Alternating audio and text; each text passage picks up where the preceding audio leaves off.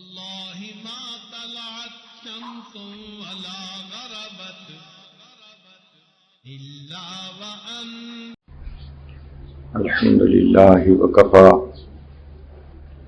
وسلام على عباده الذين اصطفى. أما بعد، أعوذ بالله من الشيطان الرجيم. بسم الله الرحمن الرحيم. إن الذين آمنوا وعملوا الصالحات سيجعل لهم الرحمن ودا.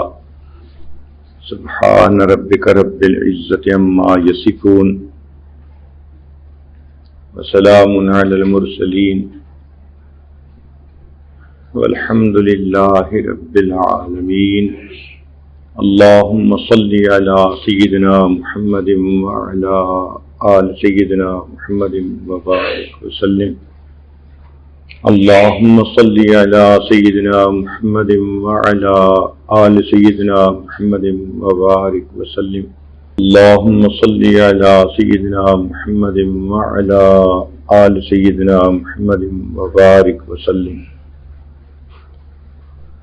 اللہ رب العزت نے اس کائنات میں دو چیزوں کو جوڑنے کے لیے کوئی نہ کوئی تیسری چیز بنائی ہے. دو اینٹوں کو جوڑنا ہو، سیمنٹ استعمال کیجئے، وہ دو اینٹیں یکجان ہو جائیں گی. کاغذ کے دو ٹکڑوں کو جوڑنا ہو، سیمنٹ کام نہیں آئے گا. گلو استعمال کریں، وہ ٹکڑے یکجان بن جائیں گے. لکڑی کے دو ٹکڑوں کو جوڑنا ہو، اس کے لیے اللہ نے کیل بنایا. آپ کیل کے ذریعے ان دو ٹکڑوں کو آپس میں جوڑیں، وہ ایک بن جائیں گے. کپڑے کے دو ٹکڑوں کو جوڑنا ہو، نہ کیل کام آئے گا، نہ گلو کام آئے گی، نہ سیمنٹ کام آئے گا. اس کے لیے اللہ رب العزت نے سوئی دھاگا بنایا، اس کے ذریعے دو ٹکڑے یکجان ہو جائیں گے. لوہے کے دو ٹکڑوں کو جوڑنے کے لیے سوئی دھاگا بھی کام نہیں آتا. اس کے لیے اللہ رب العزت نے ویلڈنگ کو بنایا. ویلڈنگ کے ذریعے لوہے کے دو ٹکڑے یکجان ہو جاتے ہیں. پلاسٹک کے دو ٹکڑوں کو جوڑنا ہو، اس کے لیے ایلفی بنی. استعمال کیجئے، دو ٹکڑے آپس میں جڑ جائیں گے. تو ذہن میں ایک سوال پیدا ہوتا ہے کہ دو چیزوں کو جوڑنے کے لیے جب بھی کوئی نہ کوئی تیسری چیز ضرور ہوتی ہے، تو دو دلوں کو جوڑنے والی چیز کون سی ہے؟ وہ کون سی چیز ہے جس کو استعمال کریں تو دو دل ایک دوسرے کے ساتھ محبت کے تعلق میں جڑ جائیں؟ اس چیز کا نام ہے دین، شریعت. اگر وہ دونوں بندے شریعت پر عمل کرنے والے بن جائیں، نیک ہو جائیں، تو ان کے دلوں میں اللہ محبت کو بھر دیں گے. چنانچہ قرآن مجید کی آیت ہے، ان الذین آمنوا وعملوا الصالحات، وہ شخص جو لوگ ایمان لائے، نیک اعمال کریں گے، سیجعل لهم الرحمن ودا، رحمان ان کے دلوں میں محبتیں ڈال دے گا. جو محبت دین کی نسبت سے ہوتی ہے وہ سب محبتوں سے زیادہ پکی ہوتی ہے. جو محبتیں دنیاوی اغراض کے لیے ہوتی ہیں وہ تو محبتیں نہیں کہلاتی، وہ تو خواہشات کہلاتی ہیں. ادھر خواہش پوری ہوئی، ادھر نشہ اتر گیا. اس لیے کہا جاتا ہے کہ دنیا مطلب کی ہوتی ہے، مطلب نکل جاتا ہے، لوگ آنکھیں پھیر لیتے ہیں. مگر دین کی محبت تو سچی محبت ہوتی ہے، دائمی محبت ہوتی ہے. جب اللہ تعالیٰ دین کی نسبت سے ایک دوسرے کے ساتھ جوڑ دیتے ہیں تو یہ زندگی بھر کی محبت ہوتی ہے. اس کی مثال صحابہ رضی اللہ تعالی عنہم کی زندگیاں، آپس میں اتنی محبتیں تھیں، ایک کا غم دوسرے کا غم، ایک کی خوشی دوسرے کی خوشی، ایک دوسرے کے ساتھ اس طرح رہتے تھے کہ اللہ رب العزت نے قرآن مجید میں فرمایا رحماء بینہم، وہ تو ایک دوسرے کے ساتھ بہت رحیم و کریم ہیں۔ اللہ رب العزت قرآن مجید میں فرماتے ہیں، اے میرے پیارے حبیب صلی اللہ علیہ وسلم، لو انفقت ما فی الارض جمیعا ما الفت بین قلوبہم، آپ زمین کے سارے خزانے خرچ کر دیتے، آپ ان کے دلوں میں محبتیں نہیں ڈال سکتے تھے، ولیکن اللہ الف بینہم، ان کے دلوں میں تو اللہ نے محبتیں ڈالی ہیں۔ اللہ تعالیٰ ان لوگوں سے خوش ہوتے ہیں جو محبت کے نمونے بن کر رہتے ہیں، وہ اللہ سے بھی محبت کرتے ہیں اور اس کی فرما برداری کرتے ہیں، اور اللہ کے بندوں سے اللہ کے لیے محبت کرتے ہیں۔ چنانچہ ابراہیم ادم رحمۃ اللہ علیہ کا واقعہ ہے، ایک رات آنکھ کھلی تو دیکھتے ہیں کہ کوئی فرشتہ ہے اور روشنی ہے کمرے میں، اور وہ بیٹھا ہوا کچھ لکھ رہا ہے۔ انہوں نے پوچھا کیا لکھ رہے ہو؟ اس نے جواب دیا کہ ان لوگوں کے نام لکھ رہا ہوں جو اللہ سے محبت کرتے ہیں۔ تو ابراہیم ادم نے کہا کہ بھئی میرا نام دیکھو لسٹ میں ہے یا نہیں۔ اس نے کہا تم بادشاہ ہو، تم دنیا دار بندے ہو، تمہارا اللہ کے چاہنے والوں میں کہاں سے نام آ گیا؟ چنانچہ پوری فہرست دیکھی تو ان کا نام نہیں تھا۔ تو ابراہیم ادم رحمۃ اللہ علیہ نے اسے کہا کہ اچھا، اگر اللہ کے چاہنے والوں میں میرا نام نہیں تو میرا نام اس فہرست میں لکھ لو جو اللہ کے بندوں سے محبت کرتے ہیں۔ چنانچہ اس نے وہ نام لکھ لیا۔ اللہ کی شان دیکھیں کہ کچھ عرصے کے بعد پھر خواب آیا، دیکھا کہ وہی بندہ کوئی لکھ رہا ہے۔ پوچھا کیا لکھ رہے ہو؟ اس نے کہا کہ ان لوگوں کے نام لکھ رہا ہوں جن سے اللہ رب العزت محبت کرتے ہیں، کہ میرا نام ہے؟ تو اس نے دکھایا کہ سب سے اوپر ابراہیم ادم کا نام لکھا ہوا تھا۔ گو کہ جو بندہ اللہ کے بندوں سے دین کی نسبت سے محبت کرتا ہے، پھر اللہ تعالیٰ اس بندے سے محبت فرماتے ہیں۔ تو دین یہ چاہتا ہے کہ ہم نے مل جل کر زندگی گزارنی ہے، ہم اچھے اخلاق سے زندگی گزاریں، ہمارے اندر ایثار ہو، ہمدردی ہو، عفو درگزر ہو، ایک دوسرے کے لیے محبتیں ہوں۔ کئی مرتبہ جب دینداری نہیں ہوتی تو پھر طبیعتوں کے اندر نفرتیں، عداوتیں، دشمنیاں، غصے اور یہ چیزیں آ جاتی ہیں، اور یہ چیزیں اللہ رب العزت کو ناپسند ہیں۔ لہذا ہمیں چاہیے کہ گھر کے اچھے فرد بن کر رہیں، معاشرے کے اچھے فرد بن کر رہیں، ایک اچھے مسلمان بن کر رہیں، اپنی طرف سے دوسروں کو راحت پہنچائیں، اپنی طرف سے اللہ کے بندوں کے لیے راحت جان بنیں، دوسروں کے دل سے دعائیں نکل رہی ہوں، ان کے ساتھ اتنا اچھا اخلاق کا برتاؤ کریں، یوں سمجھیں کہ دوسروں کے دل جیت لیں۔ اس لیے کہ کسی مسلمان کے دل کو خوش کرنا اللہ تعالیٰ کو بہت پسند ہے۔ عبداللہ ابن مبارک رحمۃ اللہ علیہ کا واقعہ ہے کہ ایک شخص نے ان سے 700 دینار مانگے، انہوں نے 7000 دینے کا حکم دیا۔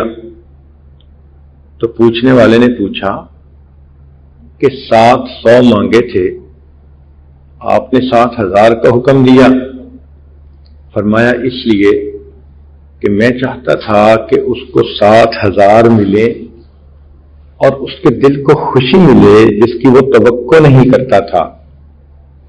اور یہ جو کسی مسلمان کے دل کو اچانک خوشی پہنچانی ہوتی ہے، یہ اللہ تعالیٰ کو اتنی پسند ہے کہ اس عمل پر اللہ تعالیٰ بندے کی زندگی کے پچھلے سب گناہوں کو معاف کر دیتے ہیں.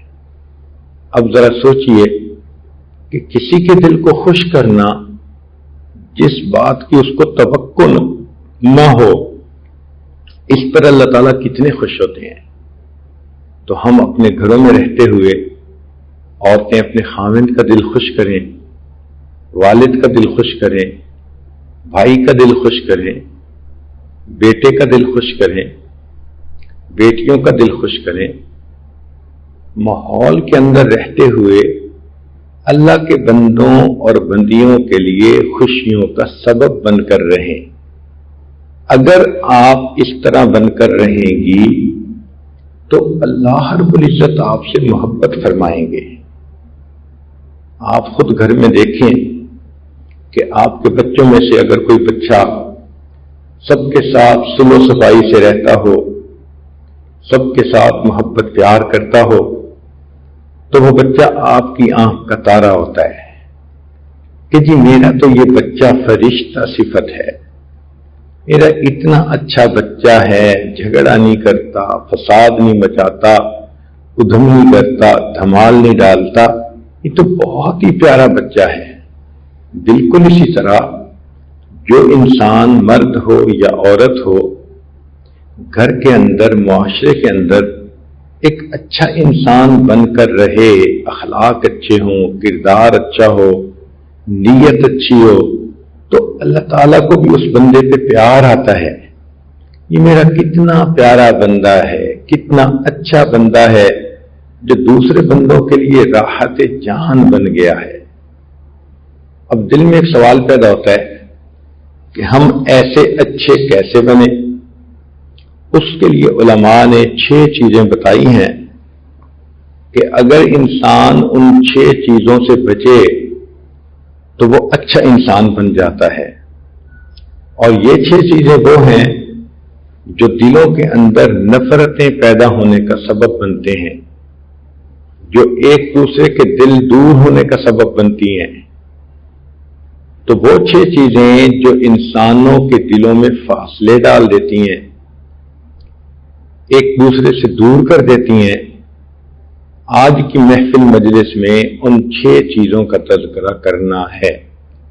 اور عجیب بات ہے کہ وہ سارے الفاظ غین کے حرف سے شروع ہوتے ہیں. تو 6 غین آج آپ کو بتائے جائیں گے، آپ نے اسے یاد کرنا ہے اور ان سے اپنے آپ کو بچانا ہے، پھر دیکھنا آپ کے اخلاق کتنے اچھے بنتے ہیں. ان میں سے سب سے پہلی چیز غفلت، غین سے غفلت. یہ غفلت اللہ تعالیٰ کو پسند نہیں، اس لیے فرمایا وَلَا تَكُن مِّنَ الْغَافِلِينَ، آپ غافلین میں سے نہ ہوں. غافل کہتے ہیں بھول جانا یا کسی کو اگنور کر دینا. آج دیکھو یہی غفلت دوسرے کے ساتھ رنجش کا سبب بنتی ہے. لوگ کہتے ہیں کہ جی فلاں بندہ تو ہمیں اگنور کرتا ہے. بیوی کو میاں سے یہی شکوہ ہوتا ہے کہ جی سارے جہان کی ان کو پرواہ ہے، ہماری تو پرواہ ہی نہیں.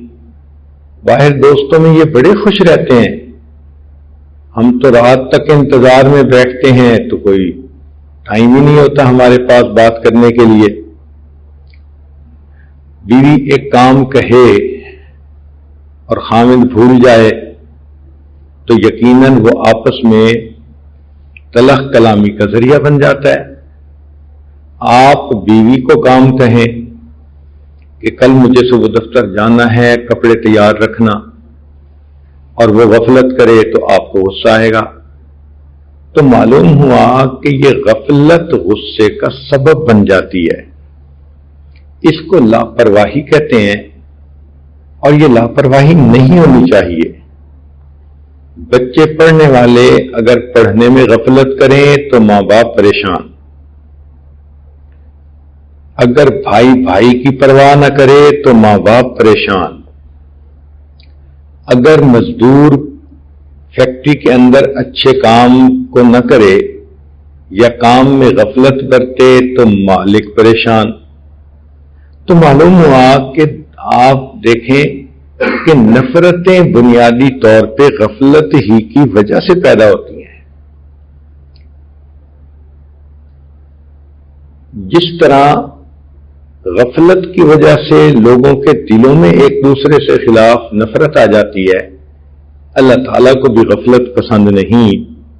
اس لیے فرمایا وَلَا تُطِعْ مَنْ أَغْفَلْنَا قَلْبَهُ عَنْ ذِكْرِنَا، اس کی بات نہ مانو جس کے دل کو ہم نے اپنی یاد سے غافل کر دیا. تو غافل بندہ اللہ کو بھی ناپسند. تو کوشش کریں کہ ہر وقت دل میں اللہ کی یاد رہے. دست بکار دل بیار، ہاتھ کام کاج میں مشغول اور دل اللہ تعالیٰ کی یاد میں مشغول. گو میں رہا رہی نے ستم ہائے روزگار، لیکن تیرے خیال سے غافل نہیں رہا. اللہ تعالیٰ چاہتے ہیں میرے بندے تم جتنا بھی دنیا کے کام میں رہو مگر تمہارے دل میں تو میری یاد ہو. یہی تو فرق ہے. ایک ہے مخلوق کی نفسانی شیطانی شہوانی محبت، اس میں انسان یہ چاہتا ہے کہ محبوب کا دل جہاں مرضی ہو اس کا جسم میرے پاس ہو. چونکہ نفسانی محبتوں میں جسم کی ضرورت ہوتی ہے، تو محب چاہتا ہے کہ جسم میرے پاس ہو، دل اس کا جہاں مرضی ہو. مگر اللہ رب العزت کی محبت کا معاملہ عجیب ہے. اللہ تعالیٰ چاہتے ہیں میرے بندے تیرا دل میرے پاس ہونا چاہیے، مجھے اس کی پرواہ نہیں تیرا جسم جہاں بھی ہو. تو ہم گھر میں ہیں، مسجد میں ہیں، نماز میں ہیں یا گھر والوں کے ساتھ بیٹھے ہیں، جس حال میں بھی ہیں، اگر دل اللہ تعالیٰ کی طرف متوجہ ہے تو اللہ تعالیٰ ہم سے خوش ہیں، اللہ تعالیٰ ہم سے راضی ہیں. کتنے لوگ ایسے گزرے بازار کے ماحول میں بیٹھتے تھے، ایک لمحہ بھی اللہ سے غافل نہیں ہوتے تھے. شیخ شہاب الدین سہروردی رحمۃ اللہ علیہ نے لکھا ہے کہ میں ایک مرتبہ بازار سے گزر رہا تھا. میں نے ایک نوجوان بچے کو دیکھا، اس کے گرد گاہکوں کا ہجوم تھا. میں نے اس کے دل کی طرف دیکھا تو اس کا دل ایک لمحہ بھی اللہ سے غافل نہیں ہو رہا تھا. تو گاہکوں کے جرمٹ میں بیٹھ کر اللہ والے اللہ کو یاد کر لیتے ہیں، اور اگر یاد کرنے کی محنت نہ کی جائے تو عورت گھر میں اکیلی بھی ہوتی ہے پھر بھی اللہ یاد نہیں آتا. تو یہ غفلت ہمارے لیے نقصان کا سبب بنتی ہے، دین کا نقصان ہو یا دنیا کا نقصان ہو. تو آپ دل میں یہ بات بٹھا لیں کہ میں نے کاموں میں بھی غفلت نہیں کرنی، عبادت میں بھی غفلت نہیں کرنی، ذکر میں بھی غفلت نہیں کرنی. وَلَا تَكُن مِّنَ الْغَافِلِينَ، اللہ نے فرما دیا کہ تم غفلت کرنے والوں میں سے نہ بنو. دوسری چیز جو نفرتوں کا سبب بنتی ہے اس کو غیبت کہتے ہیں. غین سے غیبت. غیبت کہتی ہیں کسی کے پیٹھ پیچھے ایسی بات کر دینا کہ اگر اس بندے کو معلوم ہو تو وہ اس کو برا سمجھے. اس کو شریعت نے کبیرہ گناہ قرار دیا. فرمایا وَلَا يَغْتَبْ بَعْضُكُمْ بَعْضًا، تم میں سے کوئی دوسرے کی غیبت نہ کرے. حدیث مبارکہ میں ہے الغیبۃ اشد من الزنا، کہ غیبت تو زنا سے بھی زیادہ بری ہوتی ہے. اکثر دیکھا ہے کہ جہاں دو چار بندے مل بیٹھتے ہیں وہ کسی تیسرے کی بات چھیڑ دیتے ہیں، اور اکثر اوقات وہ بات غیبت ہوتی ہے، تو کرنے والا بھی کبیرہ کا مرتکب، سننے والا بھی کبیرہ کا مرتکب۔ اور یہ غیبت زندوں کی بھی ہو سکتی ہے اور جو فوت ہو چکے ان کی بھی ہو سکتی ہے، یہ غیبت حاضر کی بھی ہو سکتی ہے اور یہ غیبت غائب کی بھی ہو سکتی ہے، یہ غیبت ایک فرد کی بھی ہو سکتی ہے، یہ غیبت ایک جماعت کی بھی ہو سکتی ہے۔ تو اس لیے غیبت سے اپنے آپ کو بہت زیادہ بچائیں۔ کسی کے بارے میں کمنٹس پاس کر دینا آج یہ سب سے آسان کام نظر آتا ہے، لیکن کل قیامت کے دن جب اللہ نے پوچھ لیا بتا تو نے فلاں کو کمینہ کیوں کہا، فلاں کو تو نے بے ایمان کیوں کہا، تو اس دن پریشانی ہوگی کہ کاش ہم نے سوچ سمجھ کر اپنی زبان سے الفاظ نکالے ہوتے۔ شریعت نے کہا کہ اگر کسی کی غیبت کی ہو تو فقط توبہ کرنے سے یہ گناہ معاف نہیں ہوتا، بلکہ اس بندے سے معافی مانگنی پڑتی ہے۔ اب اس بندے کو اگر آپ بتائیں کہ جی میں نے آپ کے بارے میں یہ باتیں کی، تو جھگڑا تو اور بڑھ جائے گا۔ تو شریعت نے اس کا حل بتایا کہ اگر آپ نے کسی کی غیبت کی ہے تو بس اس سے یوں کہیں کہ جی آپ کے تو میرے اوپر بہت حقوق ہیں اور میں تو ادا نہیں کر سکی، آپ مجھے اللہ کے لیے معاف کر دیں۔ اس بات کو سن کر اگر اس نے کہہ دیا ہاں تو بھی ٹھیک، اور اگر وہ مسکرا پڑی تو بھی اس کی طرف سے اجازت مل گئی۔ دنیا میں معافی مانگنا آسان، قیامت کے دن اس کا حساب دینا مشکل کام۔ جو کہ حدیث مبارکہ میں ہے کہ جس بندے نے کسی کی غیبت کی ہوگی تو قیامت کے دن اس بندے کو اجازت دی جائے گی کہ تم اس غیبت کرنے والے کے نام اعمال میں سے جتنی نیکیاں لے سکتے ہو لے لو۔ تو صاف ظاہر ہے کہ قیامت کے دن تو کوئی تھوڑے کے اوپر راضی نہیں ہوگا، حتیٰ کہ اگر ساری نیکیاں لے کر بھی وہ راضی نہ ہوا تو حدیث پاک میں ہے کہ اس بندے کے گناہوں کو لے کر اس بندے کے سر پہ ڈال دیا جائے گا۔ تو سوچئے کتنی بڑی محرومی، آئے تھے نیکیاں لے کر اور گئے یہاں سے تو سب گناہ اپنے سر پہ اٹھا کر۔ اس کا ایک طریقہ ہے کہ خود تو آپ کسی کی اس کے پیٹھ پیچھے بات کریں ہی نہ، اور دوسری بات اگر کوئی کرنے لگے تو اول تو آپ کہہ دیں کہ جی یہ مناسب نہیں، اور اگر آپ سمجھیں کہ میرے اندر اتنی ہمت نہیں کہ میں لوگوں کو روک سکوں تو پھر اس بندے کی کوئی نہ کوئی اچھائی بیان کر دیں۔ مثال کے طور پہ کسی عورت کی غیبت کی گئی، آپ کہیں وہ ہے تو بڑی ذہین، ہے تو بڑی سمجھدار، باتیں تو بہت اچھی کرتی ہے، بڑی پڑھی لکھی ہے۔ اگر آپ نے اس کی خوبیاں بیان کر دیں تو گویا آپ غیبت کرنے والوں کے ساتھ خود شامل نہیں ہوئی۔ تو یہ غیبت سے بچنے کا ایک آسان طریقہ ہے۔ تیسری چیز غل کہتے ہیں۔ غل کا مطلب ہوتا ہے دل کے اندر کینہ ہونا۔ کینہ کا مطلب یہ کہ کسی کے ساتھ رنجش ہو تو پھر دل کے اندر ایک دشمنی آ جاتی ہے، ویر آ جاتا ہے، اور انسان چاہتا ہے کہ اس بندے کو زندہ زمین میں گاڑ دیا جائے۔ نبی علیہ الصلوۃ والسلام اس کینے کو ناپسند فرماتے تھے، چنانچہ حدیث مبارکہ میں ہے نبی علیہ السلام نے ارشاد فرمایا جب رات کا وقت آتا ہے میں اپنے سینے کو کینے سے خالی کر لیتا ہوں، یہ میری سنت ہے، اور جو شخص میری سنت پر عمل کرے گا وہ قیامت کے دن جنت میں میرے ساتھ ہوگا۔ چنانچہ آپ اپنے دل سے سب رنجشوں کو نکال دیں۔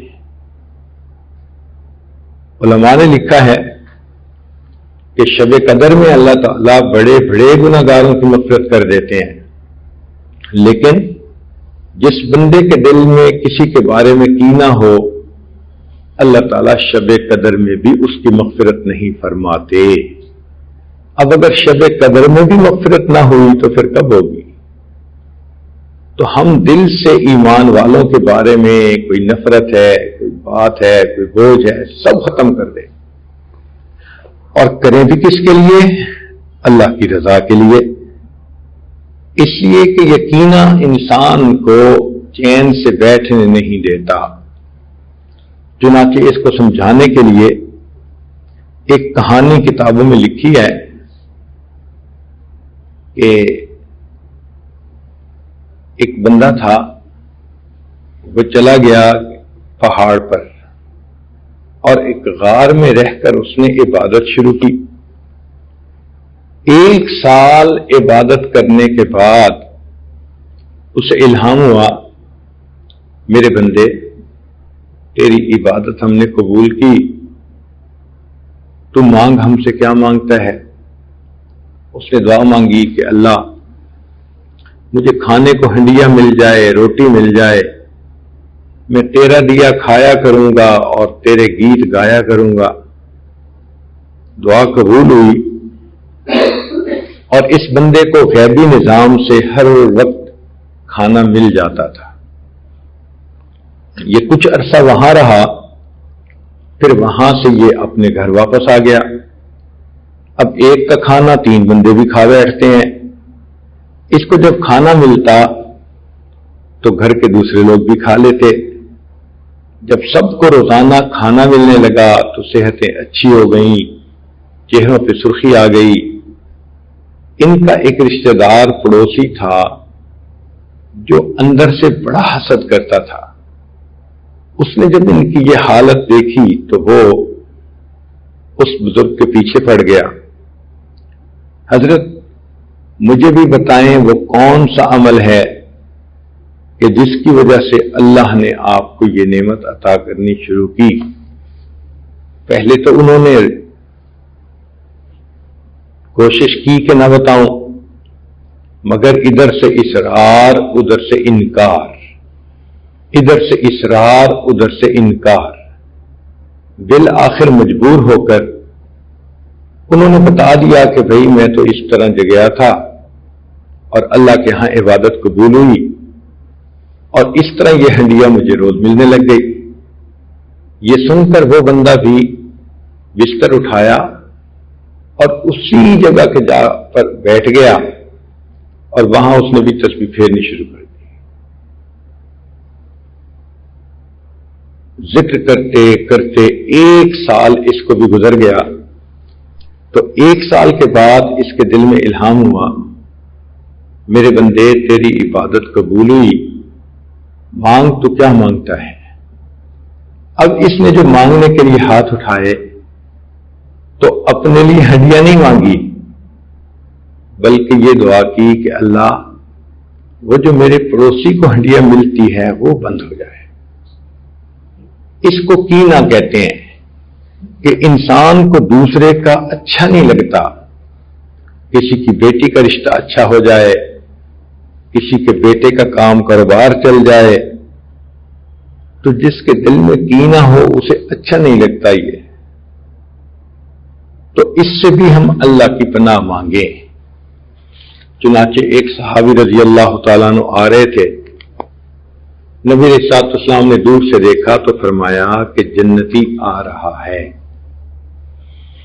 ایک صحابی جو محفل میں بیٹھے ہوئے تھے انہوں نے یہ سنا تو ان کے دل میں شوق پیدا ہوا کہ میں آنے والے صحابی کی زندگی قریب سے تو دیکھوں، کون سی نیکی یہ کرتے ہیں کہ جس کی وجہ سے اللہ کے حبیب نے ان کو جنت کی بشارت دی۔ چنانچہ جب مجلس برخاست ہونے لگی تو یہ صحابی اس سے کہنے لگے، بھئی اجازت ہو تو میں 3 دن آپ کے گھر میں مہمان بن کے رہنا چاہتا ہوں۔ انہوں نے کہا جی بسم اللہ۔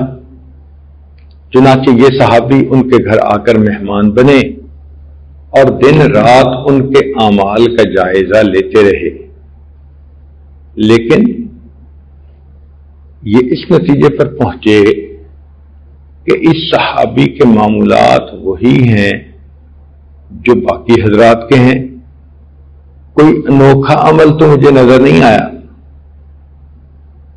تو اس پر انہوں نے پوچھ لیا صاحب خانہ سے کہ جی آپ کے بارے میں نبی علیہ السلام نے یہ فرمایا یہ جنتی ہے، تو مجھے شوق ہوا کہ میں پوچھوں تو صحیح، دیکھوں تو صحیح کہ کون سا عمل کرتے ہیں۔ 3 دن رات آپ کے گھر مہمان رہنے کے باوجود مجھے آپ کا کوئی خاص عمل نظر تو نہیں آیا، آپ ہی بتا دیجئے۔ جب انہوں نے پوچھا تو پھر اس شخص نے بتایا کہ دیکھیں میری عادت ہے، رات کو جب میں بستر پہ لیٹنے کے لیے تیار ہوتا ہوں تو اس وقت میرے دل میں جتنا بھی لوگوں کے خلاف دل میں بات ہوتی ہے میں سب مٹا دیتا ہوں، بھلا دیتا ہوں، اور میں سینہ بے کینہ لے کر سوتا ہوں۔ شاید اس عمل کی وجہ سے مجھے نبی اسلام نے جنت کی بشارت عطا فرمائی۔ تو آپ بھی یہ عادت بنا لیں۔ ساس کے بارے میں رنجش ہے، بہو کے بارے میں ہے، بیوی کے بارے میں، خامن کے بارے میں، بہن کے بارے میں، کسی کے بارے میں بھی ہے، نند کے بارے میں ہے، اللہ کے لیے معاف کر دیا کریں۔ جب آپ اللہ کے لیے معاف کریں گی تو دیکھیں گی آپ کو سینے کے اندر ایک ٹھنڈک محسوس ہوگی، ایمان کی حلاوت، ایمان کی مٹھاس نصیب ہوگی۔ ورنہ تو جس کے دل میں دشمنی ہو وہ تو اس کا برا ہی چاہتا ہے جیسے بھی ہو سکے۔ کہتے ہیں کہ ایک آدمی کو دوسرے سے کینہ تھا تو اس کو ایک بندہ ملا، اس نے کہا کہ جو میں تمہارے ساتھ کروں گا میں ڈبل اس کے ساتھ کروں گا، تم بتاؤ۔ تو یہ ایک شخص کہنے لگا کہ تم میری ایک آنکھ پھوڑ دو۔ اس نے کہا کیوں، تمہیں آنکھ پیاری نہیں ہے؟ کہتے پیاری تو بڑی ہے لیکن تم میری ایک آنکھ پھوڑو گے تو پھر دوسرے بندے کی تمہیں دونوں آنکھیں پھوڑنی پڑ جائیں گی۔ تو کینہ ایسا کہ انسان اپنا بھی نقصان کرنے کو تیار ہو جاتا ہے۔ تو اللہ کی پناہ مانگے اور غل سے بچیں۔ یہ غل عربی کا لفظ ہے، اردو میں اس کا ترجمہ کینہ ہے، اور اللہ سے دعا بھی مانگا کریں اللہ ہمیں سینہ بے کینہ عطا فرما۔ تو غفلت سے بچیں، غیبت سے بچیں، غل سے بچیں، اور چوتھی چیز غلب سے بچیں۔ غلب کا معنی یہ ہوتا ہے کہ کسی چیز کو ضرورت سے زیادہ اہمیت کا دے دینا۔ عام طور پر دیکھا ہے کہ آپس کی رشتہ داریوں میں غلب کا مظاہرہ ہو جاتا ہے۔ مثلا عورت ہے تو وہ اپنے نیکوں کے بارے میں ایک لفظ بھی برداشت نہیں کرے گی، پھر ہسبینڈ اپنے رشتہ داروں کے بارے میں کوئی بات برداشت نہیں کرے گا، ان کی صحیح غلطی کو بھی غلطی تسلیم نہیں کرے گا۔ تو یہ جو غلب ہے نا، یہ انسانوں کے درمیان نفرتیں پیدا ہونے کا سبب بنتا ہے۔ اس غلب سے بچنے کی ضرورت ہے تاکہ دلوں میں ایک دوسرے سے جدائی نہ آئے۔ پانچویں چیز جو دلوں کو ایک دوسرے سے دور کر دیتی ہے اس کا نام ہے غرور۔ غرور کا مطلب تکبر یا عجب سمجھ لیجئے۔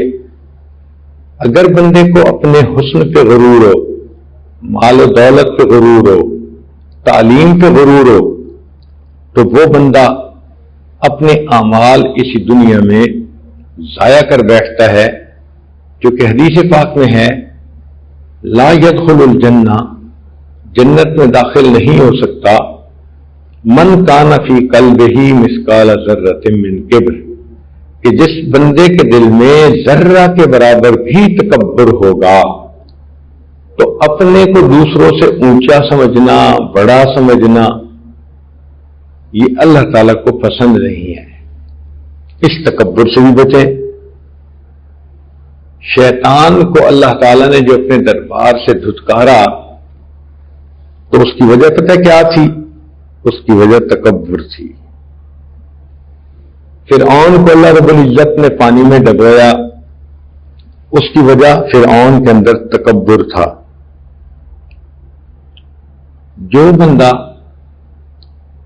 اللہ کے لیے عاجزی اختیار کرتا ہے اللہ تعالیٰ اس کی شان کو بلند فرماتے ہیں. ارشاد فرمایا من تواضع للہ رفعہ اللہ، جو اللہ کے لیے تواضع اختیار کرتا ہے اللہ اس کو بڑا بنا دیتے ہیں. تو اس تکبر سے، میں سے بچنے کی ضرورت ہے. مال پہ غرور کرنا، حسن و جمال پہ غرور کرنا، یہ ڈھلتی چھاؤں پہ غرور کرنے کی مانند ہے. تو اس لیے انسان اپنے آپ کو تکبر سے بچائے. وَإِعْجَابُ الْمَرْءِ بِنَفْسِهِ، شریعت نے کہا کہ جس بندے کے اندر عجب ہو، یہ عجب اس کو جہنم میں لے جانے کا سبب بنے گا. نبی علیہ الصلوۃ والسلام امیر صحابہ سے بھی تعلق تھا، فقیر صحابہ سے بھی، ان کے درمیان گھل مل کر بیٹھتے تھے. بلال رضی اللہ تعالیٰ عنہ کی حالت دیکھیے، غلام تھے، آزاد ہوئے تو اللہ کے حبیب صلی اللہ علیہ وسلم کے دربار میں ان کو دیکھو کیا محبتیں ملی. ایک دیہاتی تھے زاہد رضی اللہ تعالیٰ عنہ، اللہ کے حبیب صلی اللہ علیہ وسلم ان سے بھی محبت فرماتے تھے. تو معلوم ہوا کہ انسان کے اندر عاجزی ہونی چاہیے،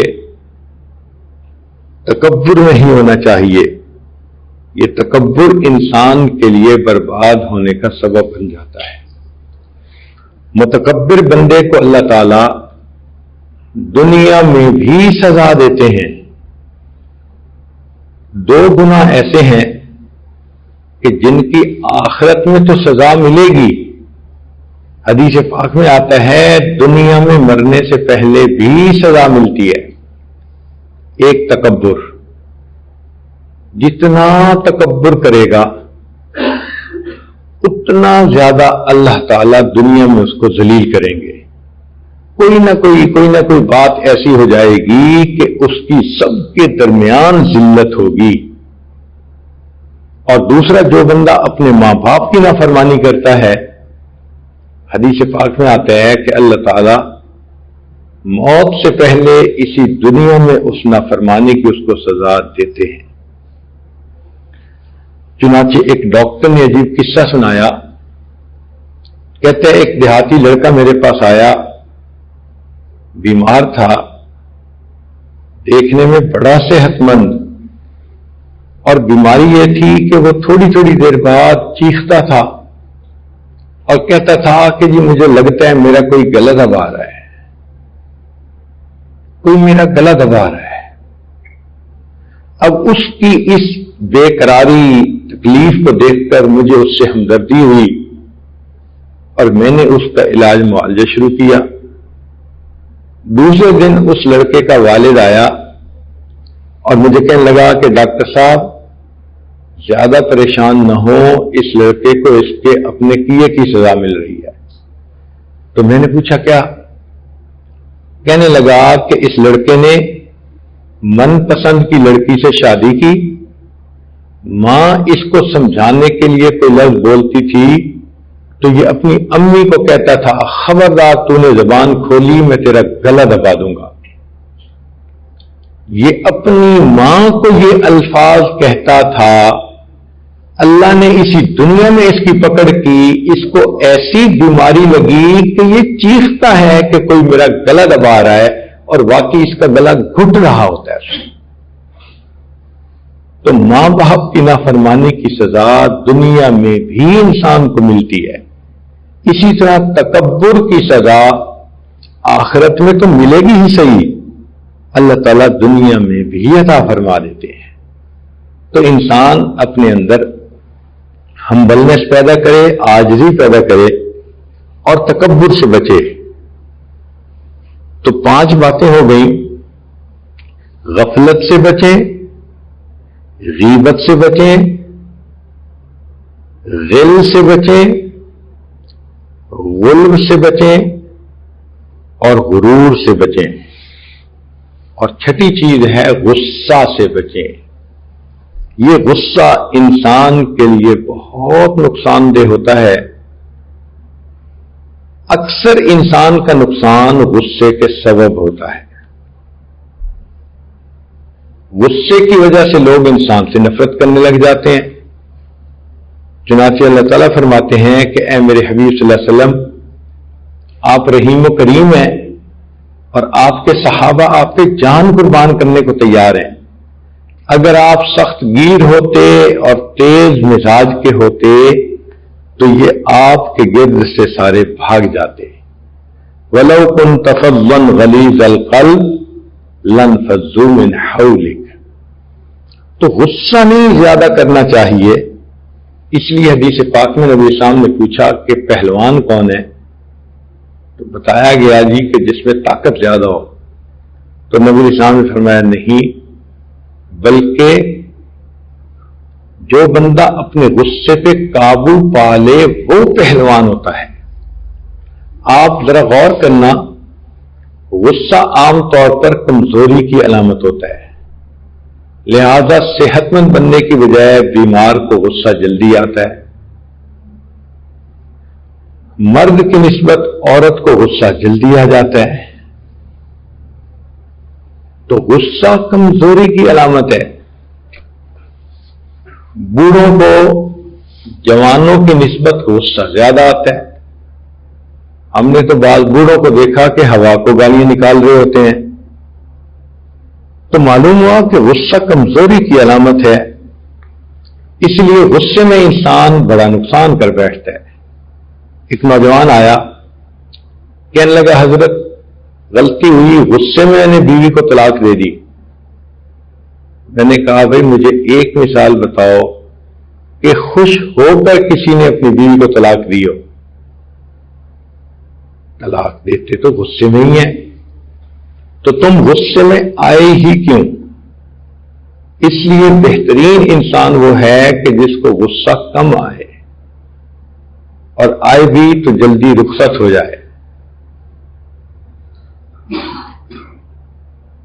آج غصے کی وجہ سے چھوٹی چھوٹی باتوں کا بتنگڑ بن جاتا ہے۔ گھروں کے اندر پریشانیاں، میاں بیوی کے مسئلے، یہ سارے کے سارے غصے کی وجہ سے۔ غصے میں خامن مہینہ مہینہ بیوی سے نہیں بولتا، کہیں بیوی ایک ایک مہینہ خامن سے سیدھے منہ بات ہی نہیں کرتی۔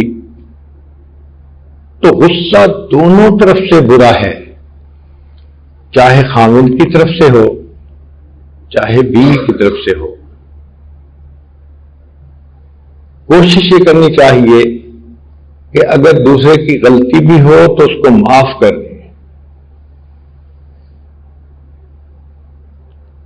حدیث مبارکہ میں ہے کہ جو شخص دنیا میں دوسروں کی غلطی کو جلدی معاف کرے گا، اللہ تعالیٰ قیامت کے دن اس کی غلطیوں کو جلدی معاف فرما دیں گے۔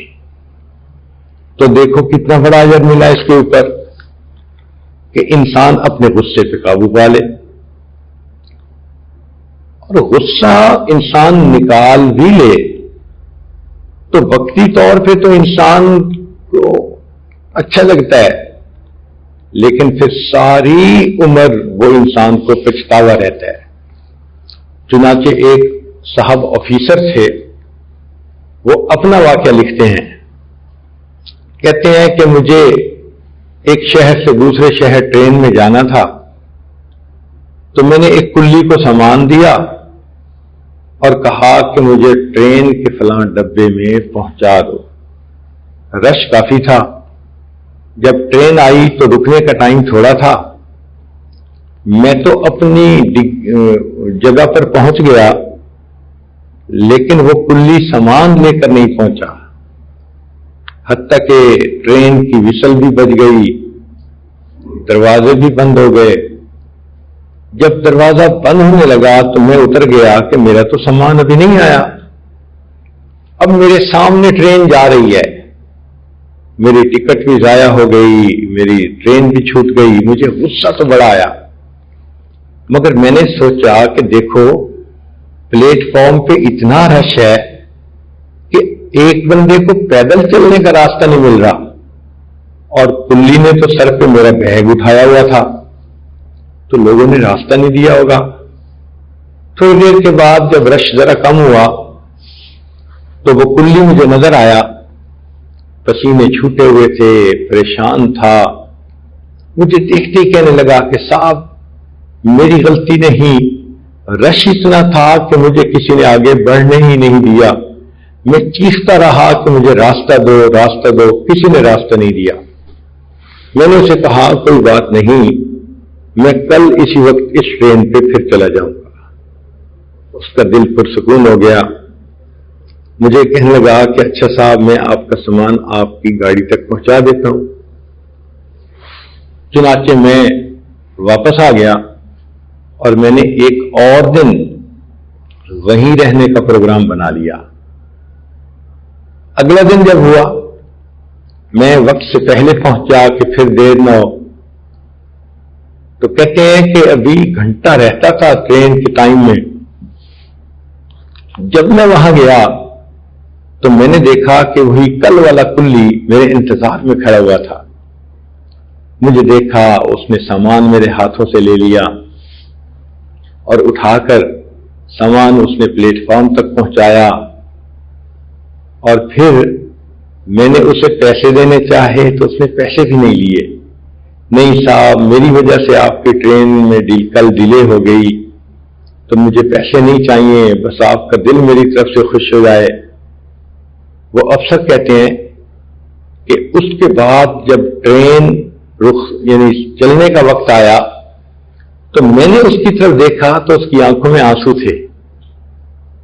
میں نے اپنی زندگی میں اتنی محبت سے کسی رشتہ دار کو بھی الوداع کرتے نہیں دیکھا جس محبت سے مجھے اس کلی نے الوداع کیا۔ کیا کہ وہ کلی سمجھتا تھا کہ اگر یہ کل غصہ کرتے تو جائز تھا، میں نے غصے کو برداشت کیا، وہ غصے کی تکلیف تو ختم ہو گئی۔ آج بھی جب اس کلی کا چہرہ سامنے آتا ہے اس کی آنکھوں کے آنسو دیکھ کر مجھے راحت ہوتی ہے کہ اس نے مجھے کتنی محبت سے رخصت کیا۔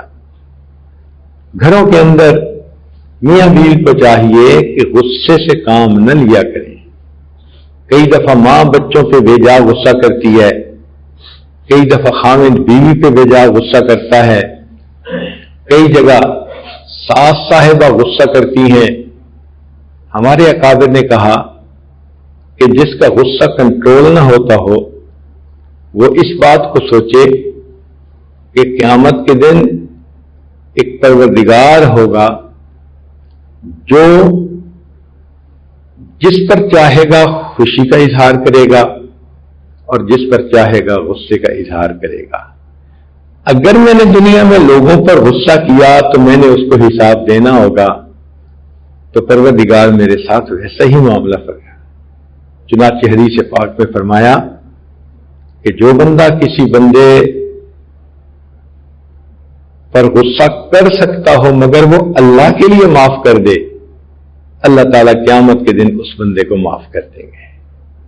حضرت تھانوی رحمۃ اللہ نے واقعہ لکھا ہے کہ غلطی پر ایک شخص نے اپنی بیوی کو معاف کیا تھا، جب فوت ہوا تو اللہ کے حضور پیشی ہوئی، فرمایا تو نے اپنی بیوی کو میری بندی سمجھ کے معاف کیا تھا، آج میں بھی تمہیں اپنا بندہ سمجھ کے معاف کرتا ہوں۔ تو اس غصے کو قابو کرنے کی ضرورت ہے۔ کئی دفعہ یہ بھی دیکھا کہ کوئی بندہ غلطی کر بیٹھا، اب وہ معافی مانگ رہا ہے تو لوگ معافی نہیں کرتے۔ سنیے حدیث مبارکہ اور دل کے کانوں سے سنیے۔